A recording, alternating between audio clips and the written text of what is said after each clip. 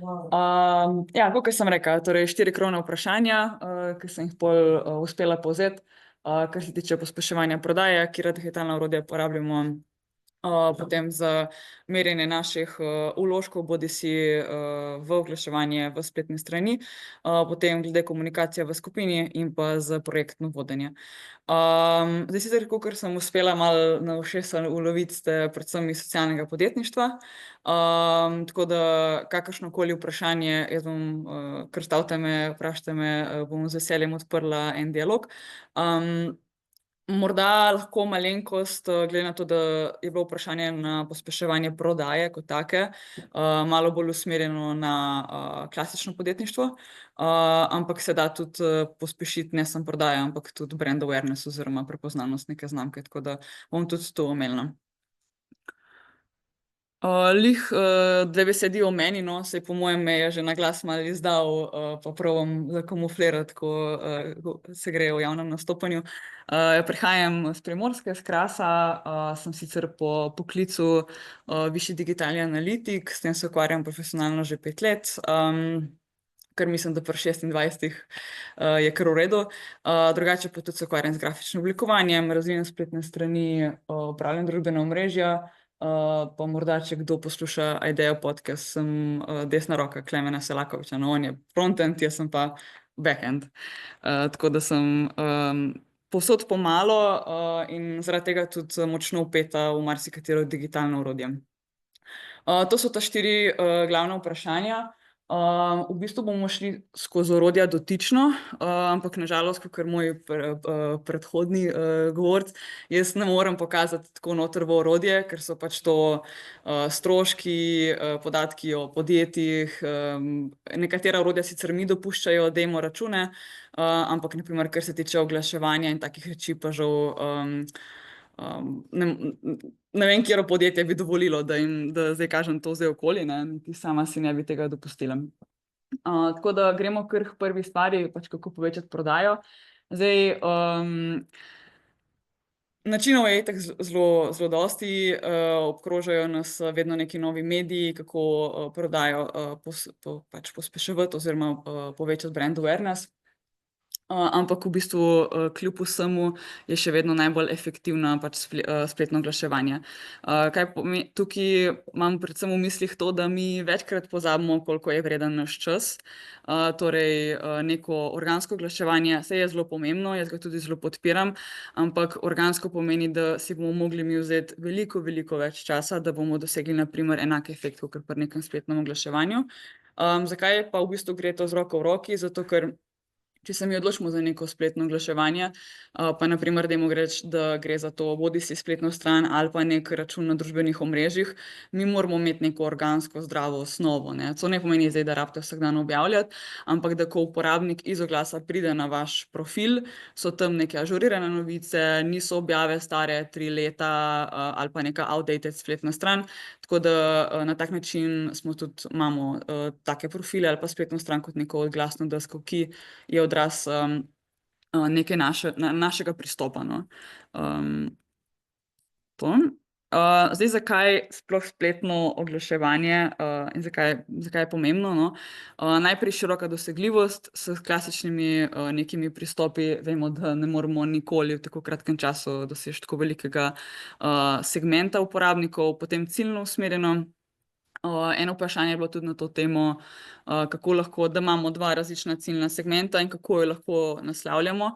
To v bistvu se s spletnim oglaševanjem da zelo enostavno rešiti, ne, ker v bistvu v samem programu določimo, koga naslavljamo, bomo potem tudi pokazala, kako se to naredi.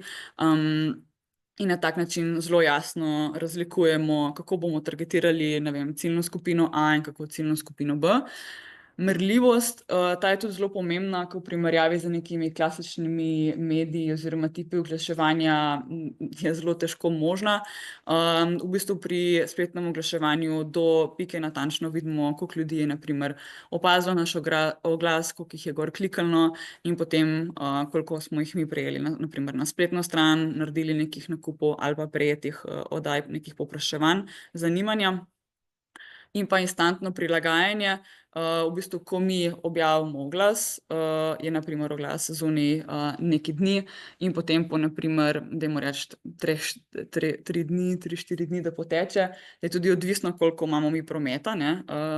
Moramo gledati, da je malo reprezentativen vzorec in potem že lahko vidimo, ali kampanja dobro performa ali ne, in če ne, jo pa začnemo optimizirati. Ker ko imamo neko klasično oglaševanje, dajmo reči, da gre zadeva v tisk, imamo toliko in toliko ponatisa, v bistvu mi bomo bistveno več časa rabili, da dobimo nek feedback strani, kaj je v bistvu ta ponatis za nas pomenil, in ga pol, na primer, šele za naslednjo izdajo lahko optimizirali. Tukaj je poteklo 2 meseca, mi smo pa tam rabili 3 do 4 dni.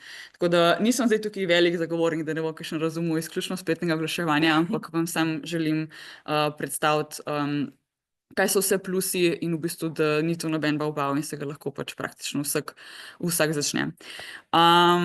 Poznamo sicer številne platforme za oglaševanje, tukaj sem navedla jih nekaj najbolj poznanih. Google Ads, pod katera spada tudi YouTube, ne, ker YouTube je v lasti Googla, potem Meta, ki ima pod sabo tudi Instagram, TikTok, LinkedIn, potem Mailchimp pa Klaviyo sem dodala, ki je pa za mailinge pošiljati.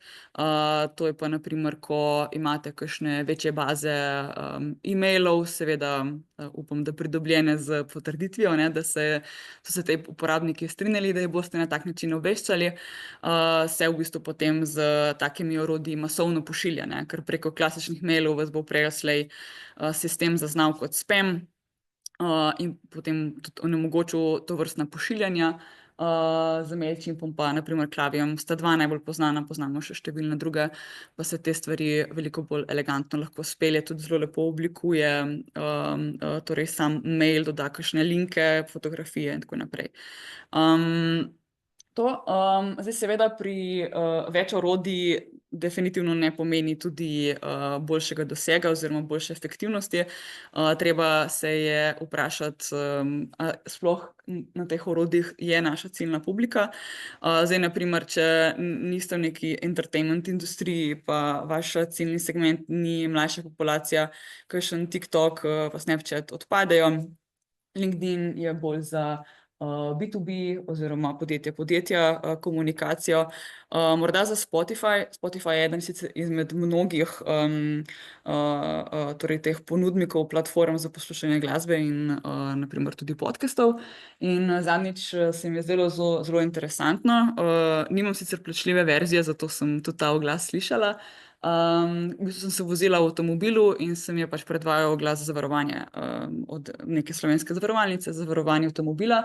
In se mi je zdelo tako, evo, zdaj ste me pač dobili, jaz sem slučajno glih še pred tehničnim, tega najverjetneje ne vedo, ampak tako, kako v pravem času, v pravem momentu dobiti enega človeka, ker najverjetneje, če mi pošiljali neke maile, ali pa da bi me celo klicali, bi me sigurno dobili v trenutku, ko pač nimam časa, takrat so me pa res dobili. In ja, sigurno, ko bom pošiljala ponudbe, bom poslala tudi njim.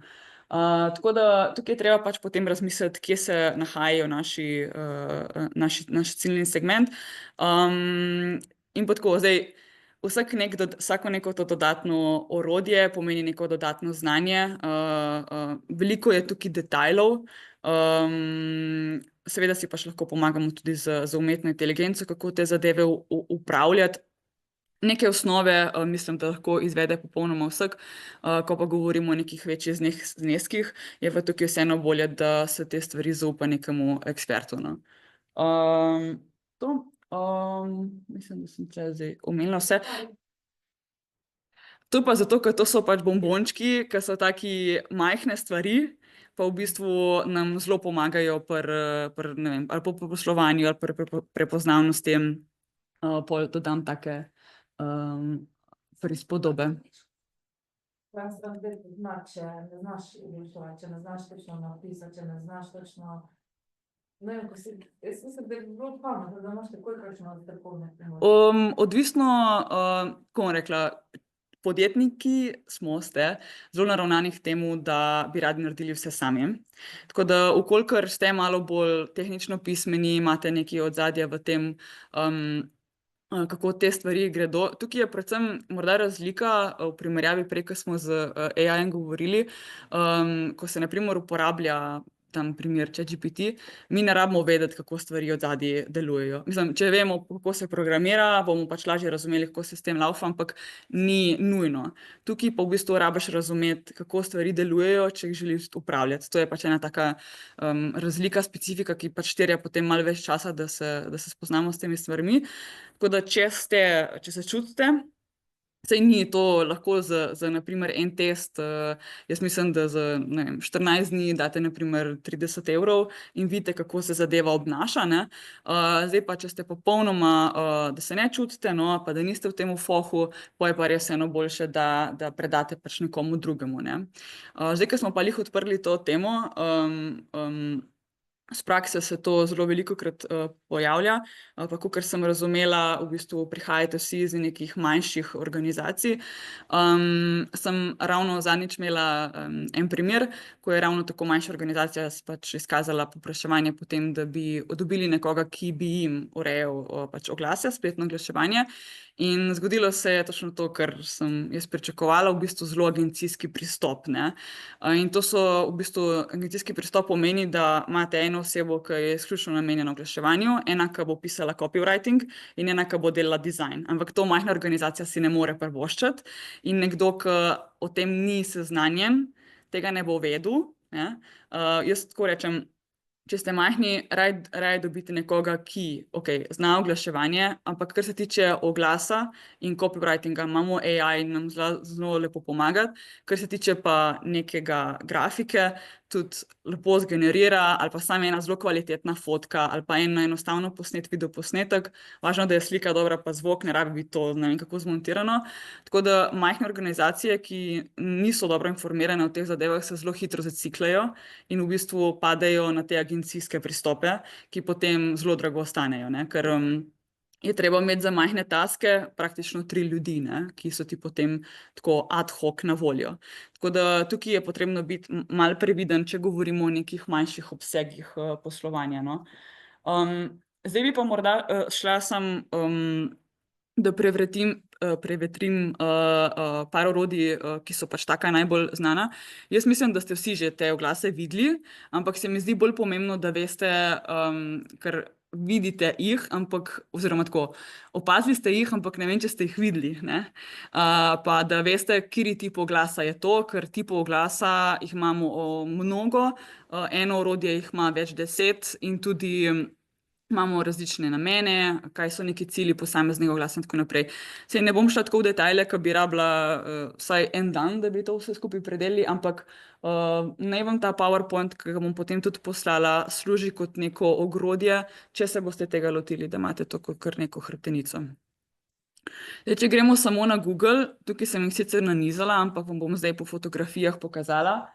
Najbolj poznan in pa največkrat tudi uporabljen je Google Search Ads, no, search oglasi. Definira oziroma razlikuje od ostalih jih samo ta napis sponzorirano. To mislim, da ste vsi videli, rezervirane so ponavadi prvi dve, profesionalen izraz za en zadetek je SERP kratica. Tako da prva dva SERP-a na strani sta rezervirana ponavadi za sponzorirano in pa zadnja dva isto. Rada bom pa razložila, kako samo to deluje, da si boste malo znali predstavljati. V bistvu, ko vi pripravite en tak oglas, si morate izbrati ključne besede. Ker na primer, jaz sem tukaj zanesla ključno besedo glamping, ki ni ravno dobra, bom potem povedala, zakaj. In v bistvu tukaj v tem primeru ne delam reklame, ampak tako se je pač pokazalo, bioterme.si so si izgleda izbrale to ključno besedo in so bile pripravljene za njo nekaj plačati. In to, kar so one pripravljene za njo plačati, za en klik, je bit, ne. In kaj se v bistvu zgodi? Ko sem jaz vnesla glamping noter, je Google v eni sekundi pogledal, kdo so vsi, ki so naročili oglas in izbrali ključno besedo glamping, in pol je še pogledal, kdo je pa pripravljen dati največ, ne. Zdaj govorimo tukaj lahko, ne vem, o 20, 50, nekateri so tudi po par evrov na klik, ne, odvisno, kako je popularna ta ključna beseda. In zdaj v tem primeru je izgleda bioterme.si pripravljena bila največ plačati za en klik, ko bo uporabnik gor v search vnesel glamping ključno besedo. Ni pa samo bit pomemben pri temu, torej ne pomeni, da če bom jaz zdaj ful slabo napisala ta opis, pa bom rekla, da mi 10 evrov na klik, me bo mene kar gor poneslo, pač ni tako enostavno, ampak Google potem oceni tudi, kako kvalitetno smo mi spisali ta opis, pa kam vodi ta stran, ne? Ker naprimer, če bi oni se tukaj oglašujejo neko sprostitev v srčju Prlekije, pa neke bioterme, pa da bi ta stran pol vodila na naprimer neko vsebino za neko gostilno, to ne bi bilo relevantno. Google vedno teži k temu, da v bistvu kvalitetno informira uporabnika. Smiselno oziroma potrebno za visoko rangiranje pri takih oglasih je pa tudi, kako spišemo opis, ne? Torej, da uporabljamo tiste ključne besede, ki jih uporabljajo naš ciljni segment, in pa v bistvu, da dodamo tiste informacije, ki so smiselne. Zdaj, tukaj v tem primeru dodajati naprimer v ta opis neke urnike, pa kaj je najbližja, ne vem, trgovina, zdaj se čisto zmišljujem, je popolnoma nerelevantno za nekoga, ki išče zdaj glamping, ne. Tukaj so lepo dodali, da gre za nepozabno razvajanje, kje je to, pa da imajo mineralno vodo, pa zdravje, dobro počutje, so vse ključne besede, ki so pač vezane na glamping. Zdaj, prej sem pa rekla, da glamping ni dobra beseda. Zakaj? Zato, ker je zelo general, zelo je krovna, ne. Nekdo, ki vpiše besedo glamping, najverjetneje, jaz sem to zdaj testno naredila, ampak najverjetneje išče definicijo, kaj glamping pomeni. Ponavadi, oziroma veliko bolje je, če uporabljamo tako imenovane long tail keywords, kar pomeni, da v bistvu poleg glampinga dodamo naprimer glampingi po Sloveniji, ali pa luksuzni glampingi, ali pa ne vem, glampingi za mlade družine.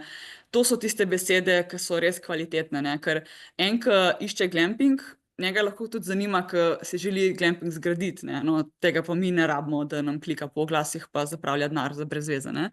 Tako da to je naprimer en tip Google oglasov. Potem je ta, mislim, da sem zelo dobro znan, ko pridemo na kakšno stran, pa to vse skače in cinglja.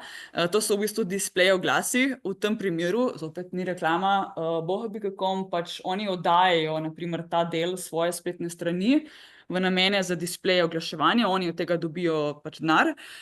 Mi pa kot neki, ki prodajamo ali pa oglašujemo, pol rečemo, ok, jaz bi pač rad imel displej oglas.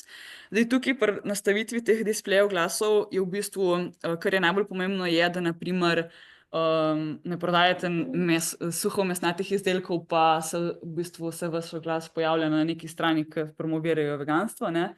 Tako da se pol za take reči tudi določi, kje se pač bo ta oglas pojavljal, na kakšen način.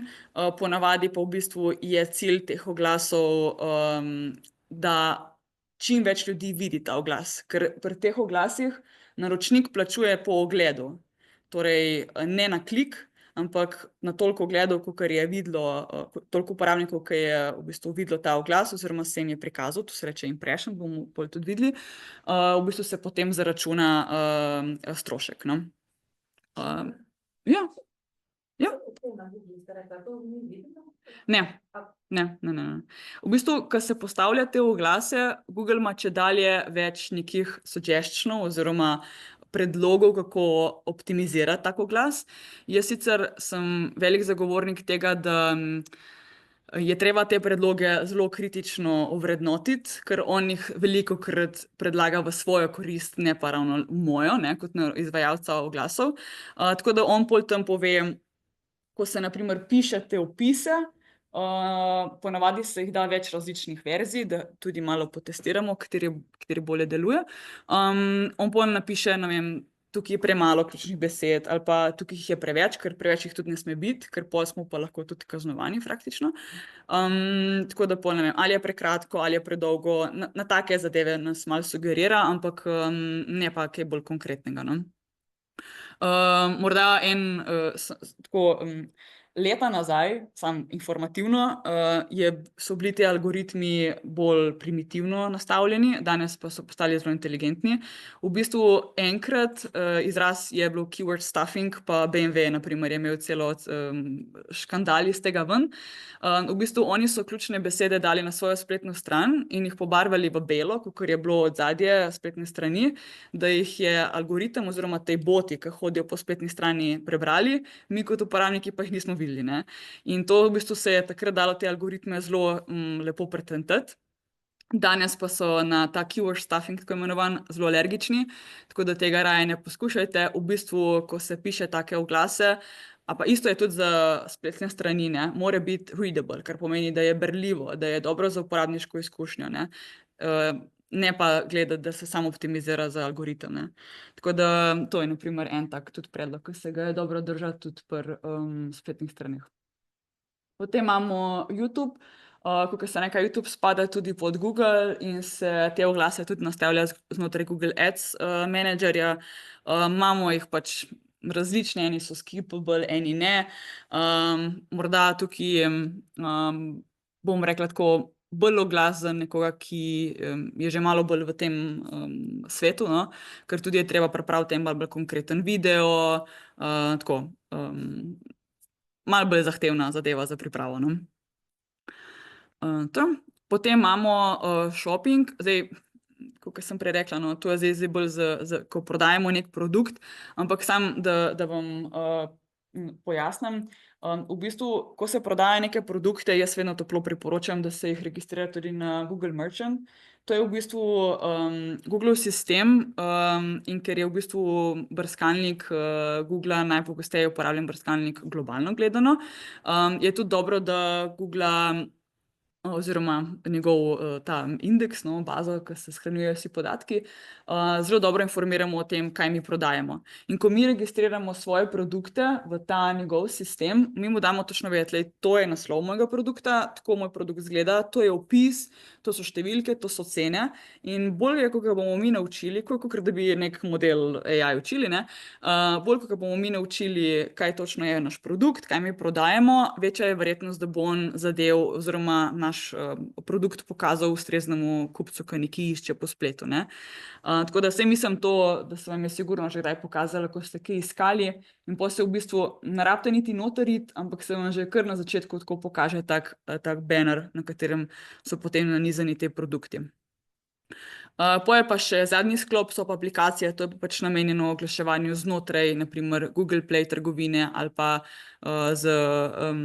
ta App Store, ki je v bistvu za Apple, no, za ta dva večja informacijska sistema. Tukaj bit sem že omenila, kaj je, to je pač največji znesek, ki ga je posameznik pripravljen plačati za nek klik na nek oglas. Lahko je klik, lahko je tudi ogled, no, ker prej pri display oglasih smo rekli, da je pač ogled. Isto je ogled na YouTubu, različno kakšen tip oglasa imamo, no. Bit strategija pa pomeni to, bom malenkost poenostavila. Vedno, ko nastavljamo kampanjo, se moramo vprašati, a želimo zdaj, da naš oglas čim več ljudi vidi, ne? To pomeni, da bomo plačali na ogled oglasa, ali je naš cilj, da čim več uporabnikov na nek oglas klikne, potem bomo plačali na klik, tako da se potem to, na kaj mi plačamo, aplicira glede na to, kaj smo si izbrali, da bo naša strategija.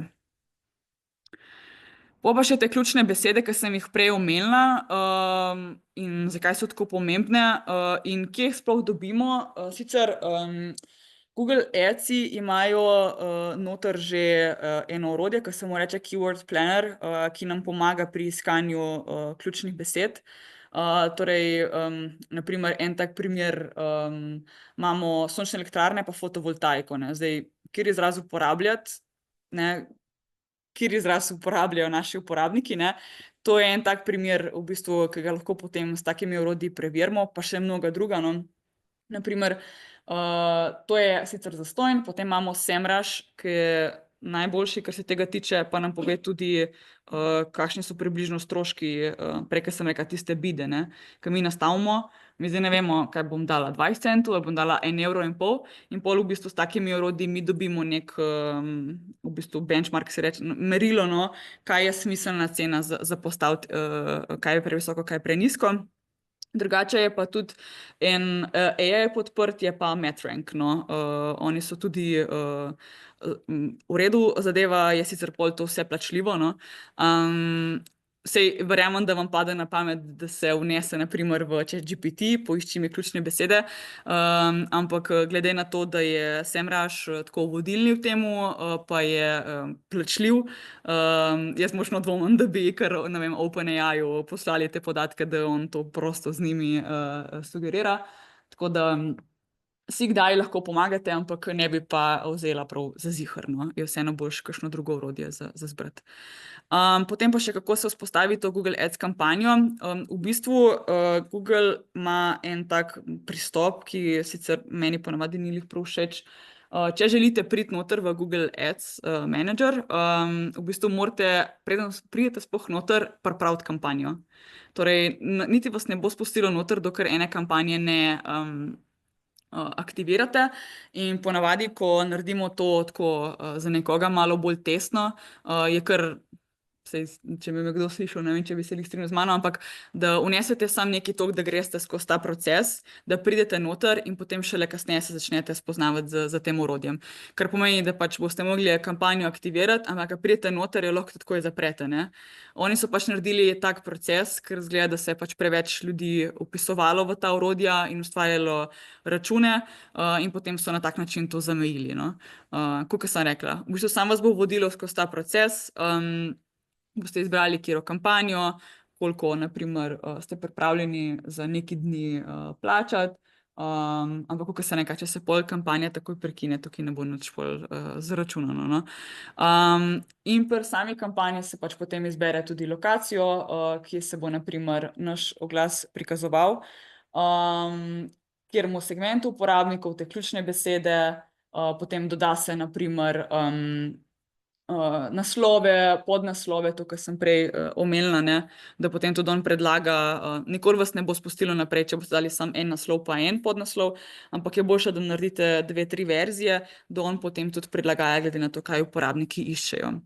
Tako da vam bom lahko potem poslala tudi povezave, saj to je drugače enostavno dobiti preko spleta, samo napišete naprimer Google Ads Manager, pa vam bo odprlo, se prijavite naprimer z Googlovim računom in se pač zadeva potem vzpostavi. Gremo potem samo še skozi Facebook. Facebook jih ima več. Zdaj naprimer te itak poznamo, slikovni, pa video, katalog oglasov je za izdelke. Morda kakšni bolj zanimivi so, naprimer, če kdo nima spletne strani, pa želi naprimer oglaševati preko Facebooka, imamo oglas, ki v bistvu, ko ga uporabnik odpre, se mu prikaže kot neko obrazec, forma, in on pol tam vnese svoje podatke, naprimer, zakaj bi bil zainteresiran, pa kontakt, in pol vi to dobite na Facebook Messenger. To je pač en tak bolj poenostavljen način v primeru, da nimate naprimer spletne strani, kjer bi zbirali neke podatke oziroma prijave. Zanimiva sta pa tudi oglasi za dogodke, pa oglasi za fizično trgovino. Zakaj? Ker delujete na podlagi geolokacije, kar pomeni, da vi v bistvu lahko nastavite, da ko uporabnik pride v nek radius, ne vem, 50 km od določene točke, se mu pač lahko začne prikazovati ta oglas. Ne? Kar mislim, da je za neke dogodke ali pa za fizično trgovino super, se lahko tudi določi, ali on zazna, da uporabnik tam živi, ali pa je sam enkraten obisk, kot naprimer neki turisti, ali pa se v bistvu redno prehaja v ta kraj, morda na delo ali pa po druge obveznosti. Kako pa v bistvu se ustvari Facebook oglase? Tukaj pa v bistvu morate iti preko Facebook Managerja, se v bistvu samo napiše oziroma Meta for Business. No? In kar je pa tukaj zelo pomembno, da se uporabi Facebook Business račun. Zdaj, kaj je sploh razlika med navadnimi računi, ki jih imamo mi za lastno rabo, in pa business računi, je v bistvu ta, da te, ki jih imamo mi, v bistvu ne dovoljujejo oglaševanja, pa naprimer tudi pri Facebook Business računu je možnost, da dodate kakšne svoje kolege, da tudi oni v bistvu potem lahko upravljajo z tem računom. Kako merimo še naš učinek? Tukaj je to meni zelo pomembno. Me je gospa na prvem predavanju zelo presenetila, ker je rekla, da že sama uporablja digitalno analitiko za spremljanje na spletni strani. No. Tako da velika pohvala, ker v bistvu veliko večjih podjetij tega ne uporablja. In kaj se zgodi, v bistvu ne malo denarja dajo za izdelavo spletne strani, potem pa v bistvu tipajo v zraku, ker ne vedo, kaj se z njihovo spletno stranjo dogaja. Oziroma enako je z oglasjem. Marsikdo oglas aktivira in potem pač pusti, da tam dela nekaj po svoje, bo kar bo. Na tak način jaz bi skoraj rekla, da bože se niti ne začnete, ker je v bistvu metanje denarja v zrak. Zdaj, ker sem pa lih omenila te spletne strani, pa smo prej se pogovarjali o izdelavi spletnih strani, se mi zdi super, da ste informirani tudi o tem, da si pač lahko z umetno inteligenco pomagamo. Drugače je tudi Lovable ena super aplikacija, ki vam zgenerira spletno stran, ampak mi je zelo fascinantno, ker v bistvu smo tukaj zdaj v dveh ekstremih. Imamo posameznike, ki so zelo dobro informirani o tem, kako se spletno stranjo praktično zastonj lahko, govorimo sicer malo bolj enostavnih spletnih straneh, naredi zastonj v nekaj minutah. Sem imela pa zdaj dva primera, govorimo o spletnih straneh ena je imela 6 podstrani, druga pa lih malo več, pa najbolj napredna stran na tej strani je bil forma za oddajo povpraševanja in ne boste verjeli, eden je odštel 21 evrov, drugi pa 15. Tako da to mene iz dneva v dan preseneča, kako v bistvu se v tej industriji izkorišča ljudi, ki niso informirani o tem, koliko te storitve stanejo. In Lovable. In za povrh še niti pasice za piškotke ni bilo, stvari niso prav delale, tako da tukaj je res veliko previdnosti, kar se tega tiče. In kako merimo naš učinek, zakaj je to zdaj sploh pomembno, ker v bistvu zdaj ali govorimo o oglasih ali o spletni strani, moramo vedeti, kaj se sploh zdaj na tej naši spletni strani dogaja. Če smo mi zdaj nekaj investirali v to, seveda nas bo skrbelo, ne. Daš nekaj denarja za spletno stran, seveda te zanima, kaj se zdaj na njej dogaja, prije sploh kaj uporabnikov, se jim kje stvari zatikajo. To je potem tudi podatki so odličen način za argumentacijo, da argumentiraš, da tukaj nekaj ni okej, je treba stvari popraviti in potem ti te stvari služijo kot merilo. In mislim, da ni boljšega merila, kakor stvar, ki je numerično opredeljena, torej da lahko rečem, da sem stvar izboljšala, ne vem, za 50% zaradi take in take spremembe. Na tak način sploh spoznavamo uporabnike, ker velikokrat, predvsem Slovenci, smo zelo dovzetni za take reči, da mi kar sami vemo, kaj zanima naše potencialne stranke, kaj bojo one kupile, kaj so zdaj trendi, ampak največkrat se izkaže, da v bistvu je daleč od tega. In pa da v bistvu na tak način, ko spremljamo, kaj se dogaja z našimi oglasi, z našo spletno stranjo, tudi zmanjšamo neke nepotrebne stroške oziroma oportunitetne.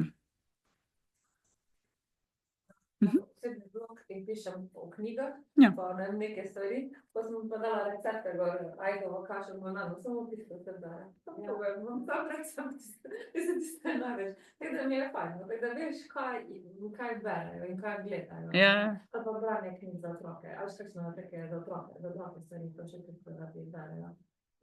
Ti se druge stvari pa bolj ne, ampak mi tudi uredi, ni mi to zaplačljivo, ampak mi je pa fajn pogledati, ne, kaj jih zanima in kaj lahko še napisati, ne? Ker v bistvu vi lahko, sanjalo sem ne bi, da je interes v tej smeri, bi pa pisali ene druge stvari, ki pol si vzameš 1 uro in pol cajta ali pa 2, da nekaj spišeš, pa na koncu pa 3 ljudje to preberejo.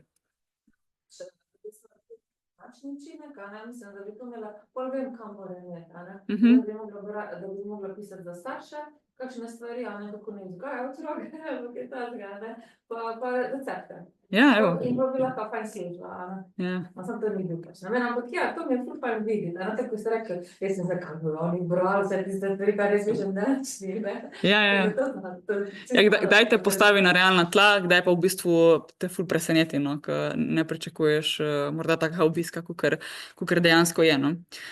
Tu je pa, mislim, da je pa spletna trgovina, je pa tu, mislim, da skoraj nujno, da je pač analitika nastavljena, da se pač beleži, koliko je bilo kaj nakupov, pa sploh, naprimer, koliko ljudi je dodalo neki košarico, koliko jih je odstranilo, kateri produkti so najbolj interesantni in tako naprej.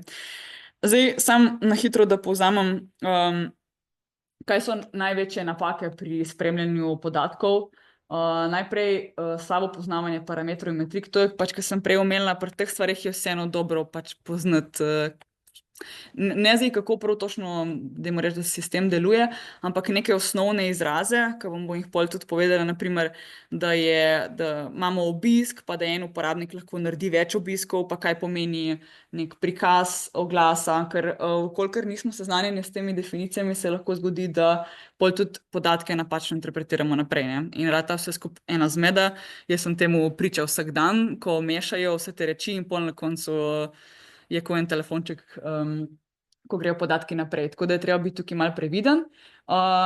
To spremljanje ne pomeni, da morate vi zdaj vsak dan gledati te stvari, tudi ko se oglasi aktivirajo, pustimo na strani tiste z res visokimi zneski, ampak če so manjše stvari, komot lahko na par dni sploh to pogledate, ni zdaj, da je potrebna neka prekomerna euforija glede teh številk. Morda to, da nizka številka ni nujno slaba, to je, kar sem prej omenila, naprimer displej oglasi, ker smo videli tisto na Boha primeru. Oni niso fokusirani na to, da bomo mi zdaj ful neki prodajali, ampak samo, da se oglas čim večkrat pokaže. In naprimer, če bi tam pogledali, bi lahko hitro rekli, joj, tukaj je pa, ne vem, malo oddanih povpraševanj, pa malo obiska na spletni strani, to je sigurno slabo. Ja, ne, ni, zato ker nismo postavili stvari v kontekst in v bistvu je pač taka je narava te kampanje, ne? Mi ne moramo tega pričakovati zdaj, da bo ne vem koliko nakupa ali nekega obiska. Ali pa, naprimer, imamo tudi en tak primer, ko se beleži, da uporabnik pride na stran, pa pol z nje takoj odide stran. Zdaj, če je to, naprimer, nek blok, kot je gospa omenila, ne, če nekdo pride na blok, pa hitro pride dol, kak meni, lahko da je sam neki, da ne dela, da ni gor to, kar je on pričakoval. In v bistvu to pomeni, da je nekaj slabega, ne. Če pa imamo mi, naprimer, eno stran s kontakti, pa uporabnik pride gor, pa hitro dobi telefonsko številko in stran zapusti, je pa to dobro, da je kratek čas na strani, ne. Tako da vedno... Katero? Da pride dol pa gre dol. Oni mislijo, da je spletna stran slaba, mislim, stvari Google ne ve, da on prišel pogledat na kontakte. Da jaz svojim strankam ne priporočam, da so v zgornji prasici, da se ne malo pomaktajo, ne malo ostanejo na spletni strani ali v nogi ali pa v kontaktu, tako. Ja, Google bo pa rekel, to je slaba stran. Ali ti si šel pa, ko mi delamo spletno stran, vedno rečem, delamo za uporabnike, za naše stranke in za stric za Google, nikoli za sebe. In pač tukaj moraš loviti ravnotežje, med stricem Google pa med uporabnikom. Ja, uporabnik hoče imeti tam na link pa telefonsko številko, sam stric Google bo rekel, da ni okej, Če pa stric mora biti vsaj 3 minute pa pol na spletni strani. Ja, čeprav on tudi pač pol zaznano, koliko je besedila, tako da, na primer, stran s kontakti ponavadi ga nima, ne, oziroma lih... Ja, header ima pa to. To je najboljše, zato ker to prvo ne dobiš vprašanje, ker že si mu odgovoril, kot drugo spet ostane na spletni strani, Ja, so izzivi, ja, tle je treba biti pač previden, no. Ampak je pač en tak primer, bolj z vidika analize, no, kako je pač treba pač pogledati na številke. Ne, ni panike sploh. Potem pač, tudi ko sem prej omenila, preširoka analiza, da v bistvu se gleda vse zelo na široko, je treba ločiti, če pogledamo neko posamezno kampanjo, glede na strategijo, da se pač loči. Neprilagojene nastavitve, to je pač tudi dostikrat izziv, ker v bistvu, ko nastavljamo te programe, je kakšna neprilagojena nastavitev. Zdaj, tukaj jih je malo veliko, no, tako da težko povem glih vse. Ampak če so potem kakšne nastavitve neprilagojene, se lahko zgodi, da pač nepravilno stvar deluje. Najslabše sta pa, da ne reagiramo, pa da slepo ciljamo, ne. To pa, kar sem prej omenila, no, da se stvar aplicira, pa pustimo tam sam, da je. In pa slepo ciljanje pa je, da v bistvu tudi na podlagi lastnih izkušenj rečemo, okej, to pa mi mislimo, da bo tako, in pol se tako nastavijo oglas in pol v večini primerov se pač izkaže, da ni okej, ker je treba pač izhajati s podatkom. No, zdaj bi pa jaz sam naredila, naprimer, tukaj imam ta demo, no, ko sem rekla, da je v bistvu edini, ki mi ga dovoljuje. Google je bil tako prijazen, da v bistvu so nam odprli dostop do njihove spletne strani, da vidimo, kaj se na njihovi spletni strani dogaja za prodajo. Imamo sicer zelo veliko nekih podatkov, bom šla samo skozi tiste krovne. Tukaj je sicer real-time overview, kar pomeni, da vidimo, kaj se dogaja zdaj v zadnjih 30 minutah. Zdaj pred kratkim so dodali tudi to zadnjih 5. Sem to nekaj umaknila. Potem pa tudi vidimo, kjer strani so obiskali, kolikokrat so naprimer neko stvar dodali v košarico, kolikokrat so si jo ogledali. Pa morda, kar je malo bolj interesantno, če gremo za neko daljše obdobje od 7. naprimer marca do 3. aprila, vidimo, da so v bistvu skupaj je bilo toliko 33.000 uporabnikov, ne vem, 2600 jih je prišlo na checkout, sicer tukaj niti jih nimam zdaj po vrstnem redu. Na tak način v bistvu sploh vidimo, koliko uporabnikov obišče našo stran, kolikokrat si jo pogledajo, ne, ker en uporabnik lahko pride na stran večkrat, koliko časa so v povprečju na strani, koliko nekih dogodkov naredijo, to bom tudi pol povedala, kaj sploh dogodek pomeni. Tako da na tak način v bistvu si tukaj zelo veliko reči lahko pogledamo. Zdaj me samo zanima, če je še to možno videti.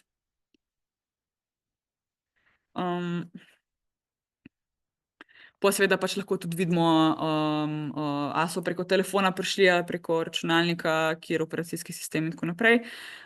Iz katerih krajev, ja, zdaj demografskih pa. Moment. Drugače tudi starostni razredi, interesi, spol, to je sicer treba neko nastavitev aktivirati, da se nam to prikaže.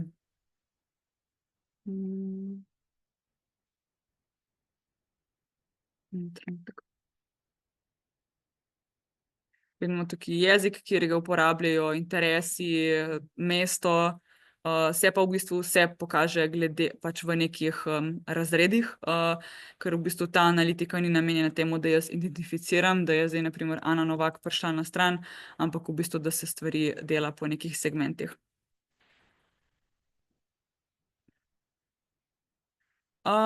Okej, to so zdaj te izrazi, ki sem jih prej omenila. Si boste lahko tudi potem prebrali, saj nekaj sem jih že razložila. Kar bi pa samo rada poudarila, pa morda kdaj ni to tako jasno, oziroma intuitivno. V bistvu vsaka stvar, ko uporabnik pride gor na stran, jo mi lahko merimo. Torej, mi merimo, on že pride gor, je v bistvu že first visit dogodek oziroma hit se mu temu reče, ne. On, ko nekaj obišče, ko nekaj klikne, ko nekaj kupi, ko si ogleda nek video, to so vse zadetki, ki jih mi lahko beležimo, in v sklopu teh zadetkov je odzadaj še več podatkov, da lahko potem vidimo, kaj točno se pač dogaja, kaj je pač uporabnik počel. Zdaj, kar se pa tiče same implementacije, načinov je sicer več. Tudi ko v bistvu se prijavite v to G4 orodje, ki je pač zaenkrat še lepo brezplačno, boste pod nastavitvami tudi dobili ta navodila za prijavo. Zdaj, krovna načina sta dva. Eden je, da se v bistvu to kodo samo doda na našo spletno stran. To je morda, če sami nimate dostopa, morda bolje, da vprašate nekoga, ki vam pač spletno stran razvija. Drugače pa je sam copy-paste, pa najbolj na vrh headerja treba jo postaviti, no, tega kontejnerja. Tako da drugi način pa je, če se uporablja tako imenovane CMS-je, kakor so na primer Wix, WordPress in tako naprej. Tule bi pa edino opozorila, da za to implementirati se v največji meri uporabi tako imenovane vtičnike, in vsi ti vtičniki so obremenjujoči za spletno stran, tako da v kolikor se le da, uporabite ta način implementacije s kodo. To je, ne vem, če je 15 sekund dela, vključno z odprtjem backenda spletne strani, če bi to na primer vaš razvijalec delal, da vam ne bo računal 1 ure. Samo za kodo dati noter, tako da to. Drugače pa tukaj se nekaj prej, no, za WordPress pa za te reči se lahko tudi preko vtičnika samo potem napišete tam pač, ne vem, Google Analytics oziroma Google Kit in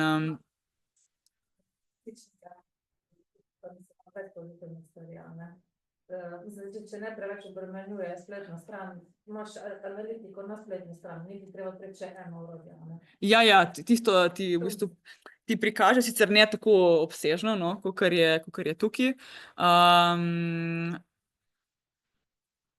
takoj vidiš, ja, to je pa res, ja, že noter v WordPressu. Ja, ne, se to se jaz popolnoma strinjam. Z vidika, ko sem imela že primere, ko sem prišla gor na stran, pa je bilo, ne vem, 60 vtičnikov, ki nekateri malo izgubijo občutek, kaj pomeni dodajati vtičnike na spletno stran. Seveda je pač najbolj enostavno, ampak ni pa vedno to najboljše za spletno stran. Dodajati ceno je pač ta JavaScript koda, ki v bistvu ful upočasni delovanje. Pa še večji izziv so konflikti, ki nastanejo med vtičniki različnih.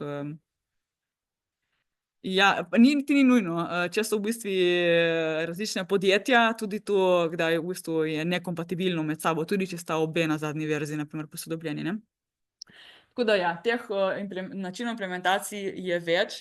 Če bi karkoli rabili, vam tudi jaz z veseljem pomagam, no. So tudi še bolj napredni, ampak te so več kot dovolj, no.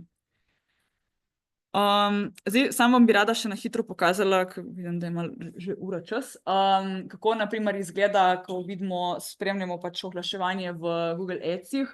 Tukaj potem pač točno vidimo, ne, vsaka vrstica je ena kampanja, oziroma en oglas in imamo, ne vem, koliko je bilo impression, pomeni, kolikokrat se je oglas prikazal, interakcije so v tem primeru kliki, torej od 1149 prikazov smo imeli 121 klikov. Koliko smo za to porabili? 18 €, to drugače ni lih dobra kampanja. 18 €, imeli smo en nakup, pred zadnji stolpec vidimo conversions, pomeni, konverzija je v tem primeru bil nek nakup v spletni trgovini in conversion value pa pomeni vrednost tega nakupa, ki je bila 29 €, kar pomeni, da mi za tak oglas damo 18 € za en nakup v povprečju. Zdaj, to so tudi še taki, to je ena testna zadeva, no. So tudi taki še nereprezentativni podatki, ker imamo zelo malo prodaje. Tako da samo, da si znate približno predstavljati, kako se te številke prikažejo v teh orodjih, no. In pol, ko so podatki dovolj reprezentativni, kar pomeni, da jih je dovolj, da lahko začnemo povzemati ven neke analize, se pač te stvari začnejo optimizirati. Tukaj so zopet definicije, ki jih je vseeno dobro iti enkrat prebrati, ker nam potem pomagajo pri sami analizi. Podobno je pa tudi pri Facebooku. Morda oba orodja imata to opcijo, da se pač stvari v slovenščini tudi prevede, ker imajo to opcijo, da se orodje pač uporablja v številnih jezikih, tako da prej sem imela sicer Google oglaševanje v angleščini, ampak se da tudi v slovenščino dati, no. Tukaj je pa še za Facebook podobni izrazi, sicer zdaj tukaj prevedeni v slovenščino. Edina razlika je, da Facebook vedno zaračuna glede na prikaze. Sicer imamo tudi tukaj zadnji stolpec CPC, ampak je, kar pomeni cost per klik, strošek na klik, ampak je zgolj kot dodatna metrika, kot dodatna vrednost. On pa Facebook vedno računa na CPM, ki pa pomeni, no, zdaj gremo že malo v detajle, CPM pomeni v bistvu, koliko je strošek na 1000 prikazov. Zakaj na 1000? Ker če bi gledali strošek na en prikaz, bi bilo to ne vem koliko nul, pa decimalnih mest, no. Zato se pol reče, da se v bistvu računa strošek na 1000 prikazov. Ker tukaj v bistvu pol zelo hitro pridemo na tisoče, na 100 000 prikazov in bi bile te številke zelo velike pa težko berljive, no, zato so pol izbrali ta način prikazati CPM. Okej, to je to zdaj v bistvu, kar se tiče tega oglaševanja. Malo smo se dotaknili tipov oglasov, digitalne analitike, kako sploh vidimo, kateri podatki se prikažejo v sklopu oglasov. Zdaj pa samo še dva poglavja. Eno je, kako optimalno komuniciramo v ekipi, drugo je pa za to projektno vodenje. Tukaj v bistvu, kar se tiče komunikacije v ekipi, jaz sem sicer izpostavila dve, ki sem jih tudi sama uporabljala. Zdaj, v iti neke kompleksnosti je pač sky is the limit, vemo, ampak glede na to, da ste pač neke manjše organizacije, pol nekih Asana, kakor so primeri, ki so res za večje organizacije, potem niso niti tukaj navajala. Pa ne zato, Slack je meni zelo na primer pri srcu, ker je v bistvu enostaven, ima tudi mobilno aplikacijo, je brezplačen, sicer z nekaj omejitvami, ki so morda na trenutek malo boleče, in sicer ena je ta, da po 90 dneh ne vidimo več zgodovine pogovora, pa na primer, da v bistvu samo tisti, ki tisti, ki kreira neko skupino, on lahko ustvarja različne skupine, s katerimi se lahko pogovarjamo. Če pa jaz nisem tista, ki kreira skupino, naprimer tukaj je Acme Ins, ne, pa jaz v bistvu imam opcijo, da se pogovarjam sam 1 na 1 z nekom. No. Drugače je pa pol plačljiv paket nekje 6,75 po včerajšnji valuti dolarja. Drugače se po dolarjih to, oni imajo pricing nastavljen, je na uporabnika pa vedno na mesec aplicirano. Ne. Je super povezljiv z Googlovimi storitvami, tako da če to odobrite, se potem lahko noter doda in koledarje in Drive se vam odpre, pa doksi naprimer se tudi zelo lepo prikažejo. Pa super stvar je, ker ima še tudi live chat, je kakor da bi se preko Messengerja pogovarjali, pa klice. Tako da ima tudi opcije nekih tabel v tej zastonjski verziji, pa bookmarke si lahko ustvarjate, pa gor si naprimer shranjujete dokumente. Nima pa neke opcije, da se v bistvu dokumente organizirano strukturira noter, ker ni niti temu namenjeno. No? Tako da uporabljati Slack kot neko različico cloud hostinga ni ravno priporočljivo za veliko število dokumentov. V splošnem pa mislim, da je ena super stvar. No?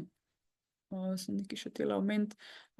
Ja, pa v bistvu tudi videoklici so opcija.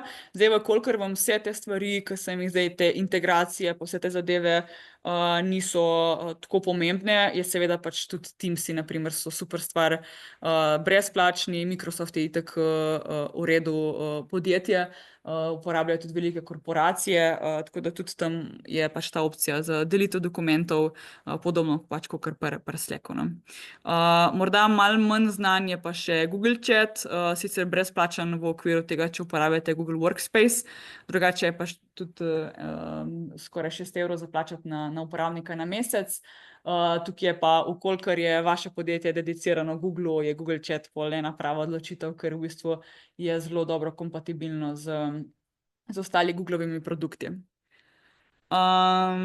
Potem, kar se pa tiče za vodenje projekta, v bistvu tukaj je pač najpomembnejše, da vidimo, kako trenutno poteka proces, kaj so pač neke naloge, ki jih posamezniki imajo, pač te gantogrami in tako naprej so najpogosteje uporabljeni. Meni v bistvu najljubši je naprimer Trello,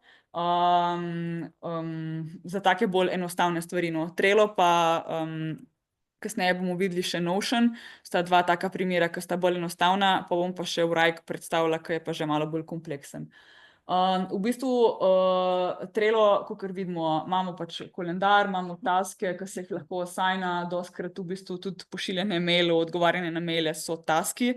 Tukaj se v bistvu lahko enostavno poveže z vašim ponudnikom pač elektronske pošte, v tem primeru je Gmail, in se v bistvu potem email kreira kot task, pa vas opomni, da morate na to odgovoriti. In se v bistvu potem tudi naprimer assigna, dodeli vašim članom ekipe, kdo mora kdaj kaj narediti, in tudi naprimer kot task si lahko date v koledar, ne samo kot meeting, ampak v bistvu, da si rezervirate čas za opravljanje neke naloge. Je pa nekaj za osnovne potrebe je tudi brezplačna verzija, drugače je pa nekje 5 evrov na mesec za plačati. Notion je pa super stvar, ker v bistvu lahko to razvijete praktično za nule, ker pri vseh ostalih orodjih, ki sem jih tudi prej omenila, smo vedno v gabaritih, kar pomeni, da kako je ta user interface prikazan, je vedno tako, ker je pač oni so določili, medtem ko pa pri Notionu lahko v bistvu stvari zelo oblikujete po svoje, kako se bojo razpredelnice pokazale, nič zahtevnega, v bistvu zelo enostavno, tudi ko vidite levo rodno vrstico, ni to, bomo videli Wrike, ki je bistveno bolj kompleksen, ampak se na tak način v bistvu zelo lepo, ne vem, sami naredite, kako bo izgledal vaš koledar, kakšne bojo tabele. V bistvu na koncu izpade, kakor ena taka spletna stran že malo, no. Je pa vse en tak drag-drop sistem, v bistvu zelo enostavno. Jaz, kolikor razmišljate o neki takvi stvari, vam zelo priporočam, da pogledate, kako se Notion obnaša, pa če vam v bistvu ustreza, no. Pol imamo pa še Vrajk. Vrajk je pa namenjen za bistveno bolj kompleksne projekte, tudi za v bistvu, ko imamo več projektov v enem sistemu ali pa ko v bistvu imamo več uporabnikov, ki imajo različne neke naloge. Tako da, če me zanima, mislim, ne bi jih odprla, ker imamo od službe, ampak je precej bolj kompleksno. No. Jaz bi rekla, da ne vem, ko imamo skupine po 20-30 ljudi, pa ko so res veliki projekti, ki je spodaj, ne vem, par 10 taskov, je še premalo, če rečem, pol je pač Vrajk, ali pa naprimer Monday je tudi en tak, ali pa Asana, so vse taki ponudniki, ki so za bistveno bolj zahtevnejše projekte in bolj kompleksne. No. Mislim, da to je pa tudi zadnji primer. Asana imam še, no. Asana je pa pač podobno kakor Vrajk, morda ima malenkost več funkcionalnosti. Tukaj vam pa pač pri vseh orodjih toplo priporočam, da ne hiteti. Zadnjič, ko smo se tudi pogovarjali o prehodu na oblačne storitve, ne. Ne se preveč zaleteti, ker v bistvu, ko se enkrat začnete v bistvu spoznavati za nekim orodjem, je potem pot nazaj malo težja, ne, ko že vse enkrat nekaj prenesete, pa se naučite novega orodja, v bistvu potem, če ugotovite, da vam nekaj ne prav odgovarja, nastanejo visoki oportunitetni stroški. Tako da tukaj bi jaz kar šla lepo počasi, vsa ta orodja imajo demo račune, kar pomeni, da vam dodelijo nek dostop, da stvari lahko stestirate. Dajte si par use caseov, kar pomeni, da si zadate par nekih na list papirja, si lahko napišete, ali pa naprimer ChatGPT vprašate, kaj bi naprimer bili neki primeri, scenariji, ki vam bi pač lahko pomagal tak program, da vam potem v bistvu, da vidite, a se ujemajo vaši interesi ali ne. Ker dokler dejansko ne začnete uporabljati, ponavadi niti ne vedete, da so ene funkcionalnosti, ki definitivno ne pijejo vode, kljub temu, da ste na začetku mislili, da bo to rešitev, ne.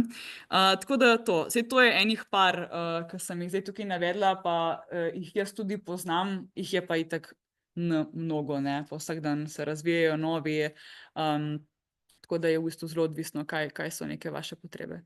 Tako da to je to z moje strani. Jaz sem v bistvu ob 1:00 zaključila, pa brez nekega planiranja, tako da to, no.